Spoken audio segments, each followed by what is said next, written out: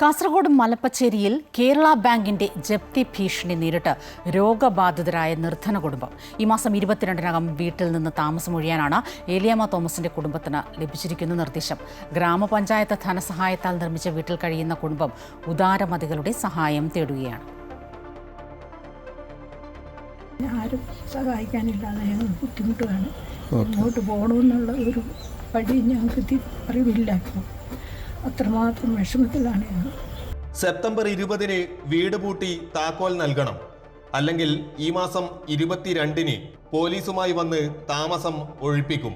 ഇതാണ് കേരള ബാങ്കിന്റെ നീലേശ്വരം ശാഖ അധികൃതർ ഏലിയാമ്മ തോമസിന്റെ കുടുംബത്തിന് നൽകിയിരിക്കുന്ന മുന്നറിയിപ്പ്.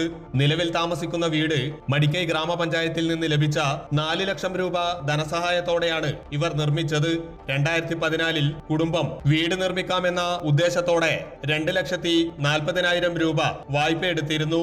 എന്നാൽ വെള്ളം കിട്ടാത്ത പ്രദേശത്ത് ബോർവെൽ കുഴിച്ചതോടെ അതിനായി പണം ചെലവഴിച്ച് ബാങ്ക് തിരിച്ചടവ് മുടങ്ങാൻ തുടങ്ങി. ഏലിയാമ്മ കാര്യങ്ങൾ വിശദമാക്കി. ബോറടിച്ചു കഴിഞ്ഞ് വെള്ളവും കിട്ടി. നമുക്ക് പൈസയ്ക്ക് ചെന്നപ്പോൾ ഈ മാനേജർ പറഞ്ഞു പൈസ തരാൻ പറ്റുകയെന്ന് പറഞ്ഞു. അന്നേരം ഇയാൾ പറഞ്ഞത് എന്താണെന്ന് വെച്ചാൽ ഒരു 50,000 രൂപ അഡീഷണൽ ലോണായിട്ട് നിങ്ങൾക്ക് തരാം, അതിനൊരു ഗവൺമെൻറ് ഉദ്യോഗസ്ഥനെ ജാമ്യത്തിന് കൊടുക്കണം. നമുക്കതിന് നിവൃത്തിയില്ലാത്തതുകൊണ്ട് നമ്മളത് കേട്ട് തിരിച്ചു പോകും. ഏകാശ്രയമായ മകനും മകന്റെ കുട്ടിയും അസുഖബാധിതരായതോടെ ദുരിതമിരട്ടിച്ചു. ഏലിയാമ്മ വിഷമത്തോടെ പറഞ്ഞു, ഏത് സമയത്തും കുഞ്ഞിന് രോഗം വരുന്ന അവസ്ഥയാണ്. അപസ്മാര രോഗം പോലെയുള്ള രോഗം വരും. പിന്നെ അന്നേരം അത് വന്നു കഴിഞ്ഞാൽ പിന്നെ കുഞ്ഞിനെ കാണാൻ പറ്റുകയില്ല. മരിച്ച അവസ്ഥയല്ല ഞങ്ങൾ കാണുന്നത്. അങ്ങനെയൊക്കെയുള്ള ബുദ്ധിമുട്ട് കൊണ്ടാണ് ഞങ്ങൾക്ക് ഈ ബാങ്കിലെ പൈസ അടയ്ക്കാൻ പറ്റാതെ വന്നത്.